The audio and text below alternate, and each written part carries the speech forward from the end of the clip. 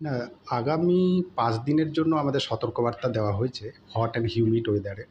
And এটা ৩৫ degree এবং তার বেশি থাকার সম্ভাবনা, এবং যা স্বাভাবিকের থেকে ৩ থেকে ৪ ডিগ্রি বেশি থাকতে পারে অনেক জায়গায় ত্রিপুরার বিভিন্ন জেলাতে।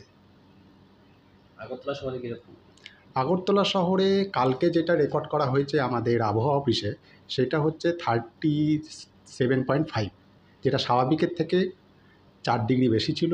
আর আজকে যেটা অবজার্ভ করা গেছে সেটা হচ্ছে 37, সেটা স্বাভাবিকের থেকে 3.7 ডিগ্রি সেলসিয়াস বেশি ছিল। বৃষ্টির কোনো সম্ভাবনা রয়েছে নাকি? বৃষ্টির সম্ভাবনা, ঊনাকোটি, নর্থ এবং ধলায় বৃষ্টির ১-২ জায়গায় বৃষ্টির সম্ভাবনা দেওয়া হয়েছে সামনের ৩ দিন দেওয়া হয়েছে।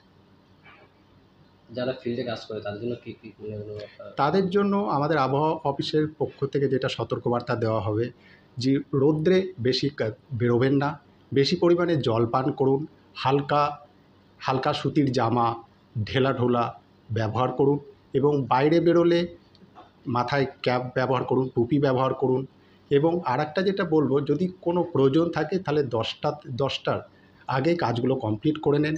আর গর্ভবতী মহিলারা বেশিভাবে সতর্ক থাকবেন, এটাই। আর আরেকটা যেটা মেন, যে ওআরএস বা ওআরএস খান, ওআরএসই করুন, লেবু পানি বেশি করে খান এই গরম থেকে বাঁচার জন্য, গরম এবং হিউমিড ওয়েদার থেকে বাঁচার জন্য।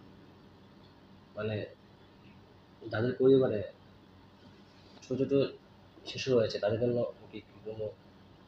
তাদের জন্য এটাই যে তারা বেশি রোদে বেরোবেন না, জল বেশি করে পান করুন, এটাই।